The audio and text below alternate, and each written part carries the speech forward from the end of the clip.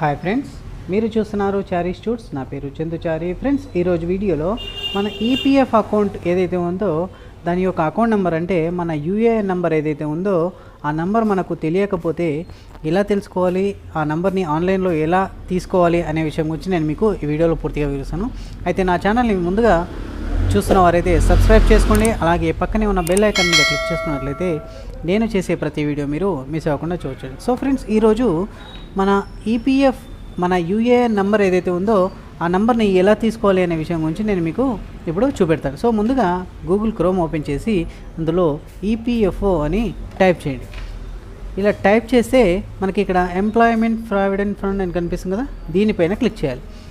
Click చేస్తే మనకు next వచ్చే ఇంటర్ఫేస్ ఈ విధంగా కనిపిస్తుంది. సో ఇందులో మనకు online claims member account transfer అని కనిపిస్తుంది కదా, దీనిపైన క్లిక్ చేయాలి. ఇలా క్లిక్ చేస్తే మనకు వచ్చే నెక్స్ట్ ఇంటర్ఫేస్ అనేది ఈ విధంగా ఉంటుంది. ఇందులో మనకు లాగిన్ ఆప్షన్ ఉంటుంది. సో ఆ లాగిన్ పాస్వర్డ్ మనకు తెలుస్తేనేమో ఇవన్నీ లాగిన్ పాస్వర్డ్ క్రియేట్ చేసుకొని క్యాప్చా కోడ్ ఎంటర్ చేసి సైన్ ఇన్ కావచ్చు.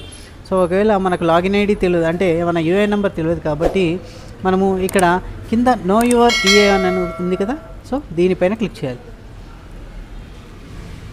క్లిక్ చేస్తే మనకు నెక్స్ట్ ఇంటర్ఫేస్ అనేది ఈ విధంగా కనిపిస్తుంది. Know your UAN, mobile number, captcha అని చెప్పి అడుగుతుంది.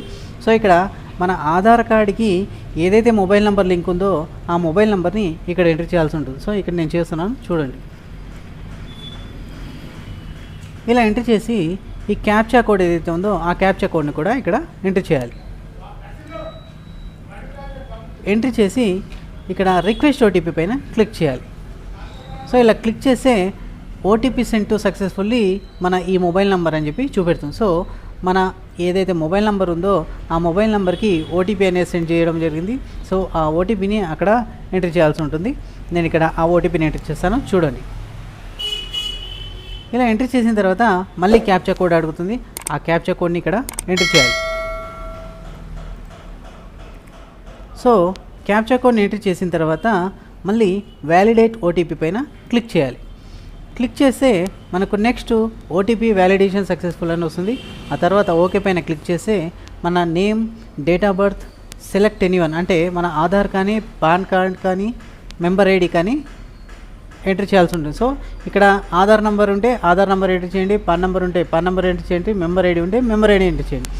సో అలాగే నెక్స్ట్ కింద క్యాప్చా కోడ్ని ఇక్కడ ఎంటర్ చేసి షో మై యూఏఎన్ పైన క్లిక్ చేస్తే మన యూఏఎన్ నెంబర్ అనేది అక్కడ చూపెడుతుంది అనమాట. సో ఇక్కడ నా పేరును మన ఈపీఎఫ్ అకౌంట్లో ఏ విధంగా ఉందో ఆ విధంగా అక్కడ టైప్ చేయాల్సి ఉంటుంది. నేను ఇక్కడ చేస్తున్నాను చూడండి.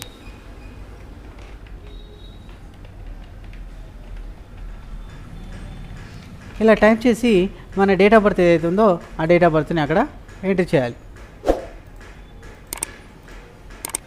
సో ఇలా ఎంటర్ చేసి ఆధార్ ఉంటే ఆధారు, లేదంటే పాన్ కార్డు ఉంటే పాన్ కార్డు, మెంబర్ ఐడి ఉంటే మెంబర్ ఐడి. సో నేను ఇక్కడ ఆధార్ ఉంది కాబట్టి నేను ఆధార్ పైన క్లిక్ చేసి నా ఆధార్ నెంబర్ ఇక్కడ ఎంట్రీ చేస్తున్నాను చూడండి. సో ఇలా ఎంట్రీ చేసి పైన ఉన్న క్యాప్చా కోడ్ని ఇక్కడ ఎంట్రీ చేయాల్సి ఉంటుంది. ఎంట్రీ చేసి షో మై యూఏఎన్ పైన క్లిక్ చేయాలి. సో ఇలా క్లిక్ చేస్తే మన యూఏఎన్ నెంబర్ ఏదైతే ఉందో ఆ యూఏఎన్ నెంబర్ని అక్కడ మనకు అది చూపెడుతుంది అనమాట. సో ఈ విధంగా మనము ఇక్కడ చూసారా. సో ఈ విధంగా మనము మన ఆధార్ కార్డ్ తోటి, లేదంటే మన పాన్ కార్డ్ తోటి, లేదంటే మన మెంబర్ ఐడి తోటి మన యూఏఎన్ నెంబర్ని ఆన్లైన్లో ఈ విధంగా ఈజీగా తెలుసుకోవచ్చు అనమాట. ఇందులో మీకు ఏమైనా డౌట్స్ ఉంటే నాకు కమెంట్ బాక్స్లో మెసేజ్ పెట్టండి. వీలైనంత వరకు రిప్లై ఇవ్వడానికి నేను ట్రై చేస్తాను. ఓకే ఫ్రెండ్స్, ఈ వీడియో మీకు నచ్చితే లైక్ చేయండి మరియు షేర్ చేయండి. అండ్ మరిన్ని ఇలాంటి యూస్ఫుల్ వీడియోస్ కోసం మా ఛానల్ని తప్పకుండా సబ్స్క్రైబ్ చేసుకోండి. Thank you.